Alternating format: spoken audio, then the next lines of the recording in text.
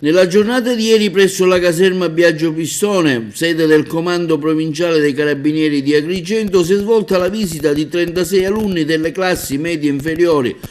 coordinati da 5 docenti dell'Istituto De Amicis di Milano. Un'attività davvero significativa non solo per la modalità con le quali è stata concertata, ma soprattutto per la finalità a cui è stata rivolta. Dopo una breve panoramica introduttiva sul ruolo dei carabinieri nella società e sui loro compiti e doveri, i ragazzi hanno avuto l'occasione di visionare da vicino alcuni dei mezzi impiegati dalla sezione radiomobile di Agrigento per il pronto intervento, tra cui un Alfa Romeo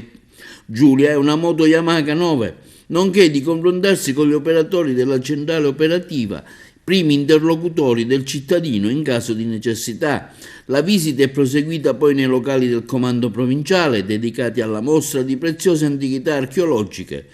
del territorio agrigentino, denominata Le forme dell'acqua, attraverso la quale gli alunni hanno assaporato la stretta relazione tra la città di Agrigento e l'acqua come elemento sacro che dona la vita, che va protetto a tutti i costi. Il pomeriggio si è concluso poi con l'osservazione di alcuni cimeli storici dell'Arma dei Carabinieri conservati in una stanza predisposta che fornisce una visione plastica e chiara delle tradizioni dell'Arma e dell'inesauribile legame con il passato,